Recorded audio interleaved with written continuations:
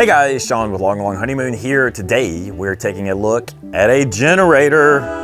This is the Yamaha EF2200is portable inverter generator. This is a gasoline powered unit and it's got a lot of nice features. In this video, we're going to review the design of this generator. We're going to do a little bit of noise testing. We're going to put two of these units together and run them in parallel, and then we're going to wrap up and draw some conclusions.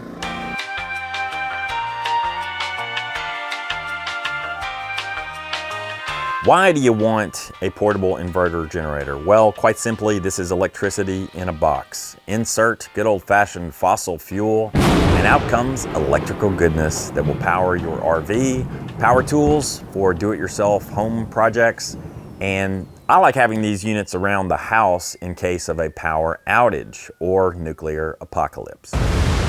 So let's step in a little closer and take a look at the design and features of this unit. As you can see, this is a good old-fashioned recoil start, pull start, lawnmower style. And on this side of the unit, you will find that pull start cord. You will find the choke knob. So you can pull out on the knob, rotate the engine SWU. SWU is the universal abbreviation for switch. So you rotate the engine switch to run, turn the economy SWU off, and turn on the vented fuel cap. So now the unit is ready to start with an easy pull. Hey. So there you hear the unit running with the economy mode off. And when you turn on the economy mode, you can hear that the engine throttles down, it gets quieter, uses less fuel. Turn off the engine SWU. You might think that these smaller generators would be quieter than the larger 3,000 and 4,000 watt units. That's actually not the case. These are smaller units put out a little bit more noise because I believe there's less sound deadening in the case, and these cases are made of plastic instead of metal. But the trade-off is you have a smaller, more portable unit. This unit weighs 55 pounds dry, and it has a roughly 1.24 gallon fuel reservoir. So if you fill up the generator with fuel, it's going to weigh a little bit over 60 pounds. The big valve Yamaha MZ80 engine produces 2,200 starting watts of electricity, 1,800 running watts. Let's step in and take an up-close look at the face of the unit. This is the main control area, and you'll see a variety of outlets on the upper left. You've got your 12-volt DC outlet. You have a couple of 15-amp outlets, and best of all, I'm thrilled to see an RV-ready 30-amp outlet. This is a big deal to me. I love being able to plug our travel trailer up directly to a generator. Now, to get a full 30 amps of output here, you're going to have to run two of these units in parallel with a twin-tech parallel cable, and we'll show you that in just a minute. But I love the fact that you don't need an adapter to plug up to the unit. Boost mode. One really interesting feature of this unit is the so-called boost mode. Every man loves a boost mode, don't we? And what boost mode does is it really revs up the speed of the engine for approximately 60 seconds.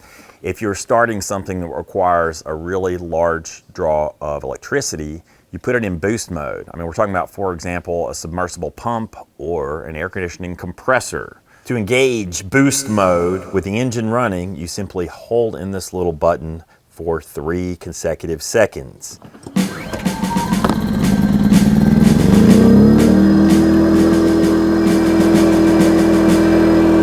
Prepare for boost mode.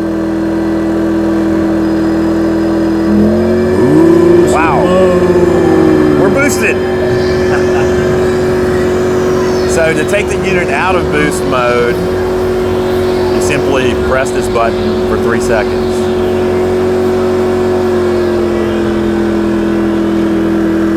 Now it idles back down. Now, if we wanted to idle the unit down further, of course, we would put it in economy mode. And you can see that really affects the noise output quite a lot. All right, let's turn off the engine switch. So that is boost mode. That's pretty cool, actually. Another really interesting feature of this unit is this output indicator in the top center of the control panel. This indicator light actually has several different functions. Believe it or not, this functions as an hour meter. And it is possible, if you can decipher these flashing A and B lights, to tell how many hours that your unit has been running. On the right, you will find an overload indicator light. So if you ask this little generator to crank out more electricity than it can handle, it will go into a protective overload mode and stop outputting current, and this light will start flashing. On the left, you will see a low oil level light. The generator ships without any motor oil. Attempting to start the unit without motor oil will result in much pain, suffering, and gnashing of teeth. We recommend Yamalube engine oil for a happy carburetor drain cock. Setup takes just a few minutes. You need to remove a couple of screws, pop off the side access panel, and add motor oil. And don't forget to remove the special California warning stickers. No jokes about the state of California will be made in this video. And all of these units now have a built-in carbon monoxide sensor that will shut down the generator if it detects unsafe levels of carbon monoxide in the air. On the left, you will see a warning light that will flash if this detection happens. On the right is an light. The light indicates an error. Is the international abbreviation for error. What might cause an error in the system? Well, one potential cause for error would be a dead battery in your carbon monoxide sensor. These carbon monoxide sensors have a built-in, non-replaceable battery that powers the sensor. Over time, that battery is going to fail, and when it does, you will need to replace the entire carbon monoxide sensor. Now, let's take a look up top and we'll see a couple of key features. One being a fuel gauge. A lot of these smaller units do not include a fuel gauge and they leave you guessing with regards to how much fuel is in the unit. I'm happy to see a functional fuel gauge here. Protect this little plexiglass cover because over time those can become cloudy if exposed to weather. We also have this fuel cap which is vented. Notably, you will want the vent turned off when the unit is in storage or not being used. Turn it on when you're going to crank the unit. If we open up the fuel cap, inside you will see the fuel tank, and it does have a little filter in top to help filter out large impurities in the fuel if you're putting some really filthy gasoline in your unit. But this fuel tank is about 1¼ gallons in size. A lot of people are going to ask, how long can you run the generator? Well, it depends on what kind of load you're placing on the generator. Yamaha quotes a time of 4.2 hours at the rated load, whatever the rated load might be. It really depends on what you're using the unit for. Are you using it to top off and recharge your RV house batteries, or are you using it to power an air conditioner? Yamaha claims that 1/4 of the rated load, you can get 10.5 hours of runtime out of the unit. If you're wanting to power an unmodified RV air conditioner, then count on getting 2 of these units and running them in parallel. With 2200 starting watts, you're not going to be able to start most RV air conditioners with 1 unit, unless you have modified your RV air conditioner with an aftermarket soft start device. The cock. One more feature of this unit that is really nice is the cock, the carburetor drain cock. Peel off this little protective rubber. Beneath it, you will see a switch for the cock. This is a drain cock. If you're putting the unit into storage, you can actually drain fuel out of the carburetor using this cock. So don't do this at home. I'm a trained professional and I know how to handle my cock.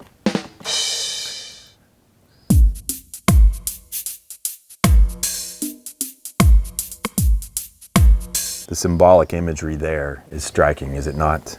But this is a really nice feature because you can empty out fuel from the carburetor before you put the unit in storage. So you don't have to worry about ethanol gunking up. Now, of course, before starting the unit, you want to make sure that you have the cock in the closed position.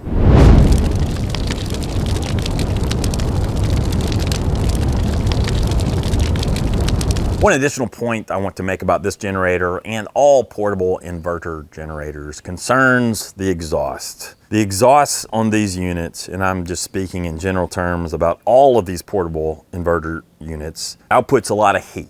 And in the real world, there are many people who run their generators from the bed of a pickup truck. All of the manufacturers discourage this, but many people do it.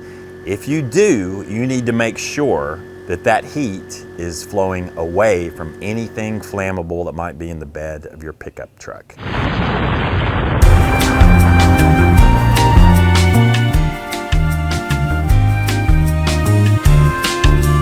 The tonneau cover test, quite simply, is a measure of whether this thing will fit beneath our tonneau cover. Because if it won't, there is no chance that we're taking it with us on the road. I am happy to report the Yamaha passes the tonneau cover test with flying colors. We have at least an inch of room to spare above the unit. And now, the world's fastest unboxing video.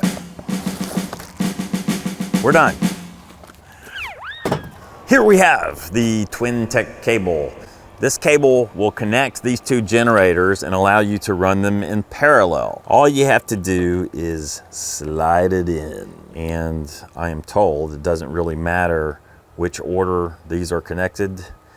And you're also advised to ground the unit. Best practice always is to set these units on the ground and ground them. Now, those of us who have to make YouTube videos may take a few liberties with our practices.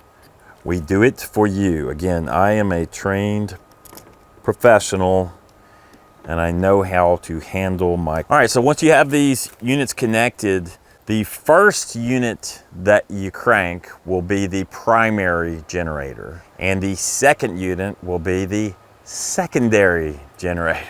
So we're gonna crank the primary generator here, and I will turn on the vented fuel cap. I will firmly grasp my knob, my choke knob, and I will rotate the engine switch to run. The engine switch controls both the ignition system and the fuel cock. There's no need to separately operate the cock. So now all I have to do is figure out a way to pull this recoil start. This is not going to be elegant. Let's see how it goes. I am doing this left-handed.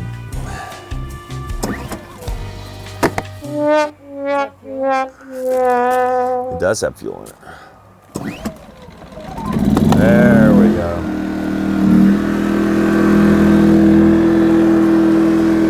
Primary unit is started. Let's start the secondary and pull.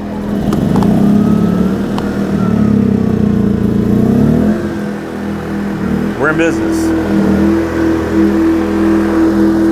Now I am going to turn on the economy mode. And you can see with twice the generators, you also have twice the noise output, frankly, because you have two running engines.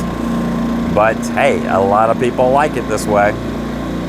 Next up, we're going to plug in our RV and see what happens. And just for fun, let's see what happens when we engage boost mode. Oh yeah. Boost mode. Turn off boost mode.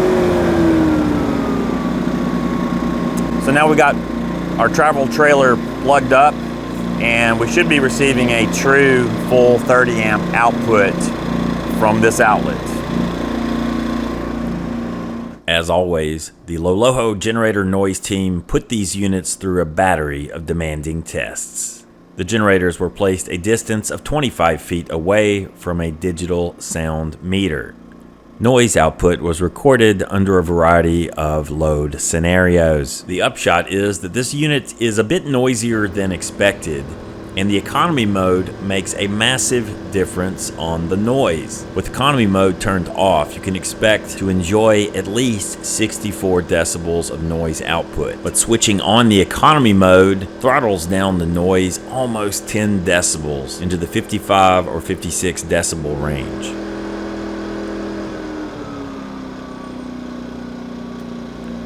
So that is basically the floor, and when placed under any kind of load, noise will increase from there. So that's it, guys, a look at the Yamaha EF2200is portable inverter generator. A good old-fashioned, politically incorrect gasoline-powered unit. As many of you know, for many years, we traveled quite happily with a Yamaha 3000 watt unit. The Yamaha brand to me means Japanese engineering. And presumably this unit was designed in Japan. However, it was made in China. It came from China. Overall, I really like this unit. I love the RV ready outlet. I'm impressed with the power output. Since we have a soft start installed on our air conditioner, we can power our air conditioning unit using just one of these Yamahas. And it's probably about half the footprint and size of a 3000 watt unit. So we would have a lot more room in our pickup truck if we just travel with this one. You know, I kind of wish it had a turnkey electric start, but once you add an electric start, you add a battery, you add weight, you add complexity, and you add size. Not terribly impressed with the noise performance of this unit, but overall it is a Yamaha, and when you're buying Yamaha, you're typically buying quality. It is backed with a 3-year warranty.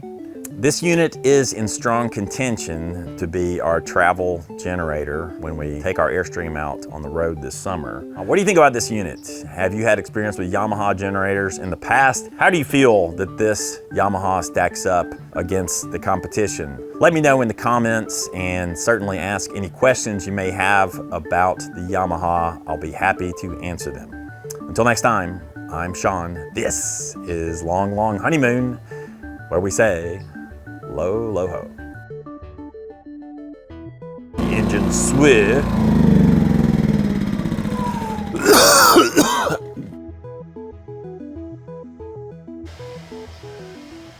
You hear that?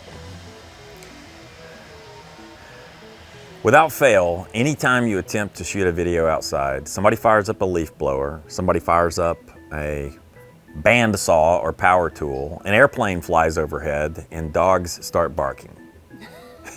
Count on it. What do you do when you see a scorpion crawling around on Old Glory?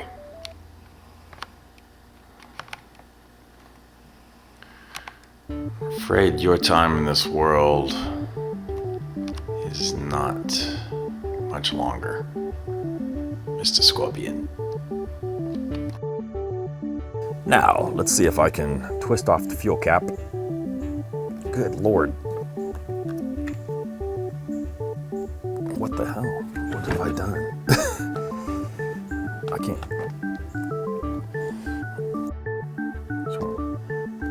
Close your cock.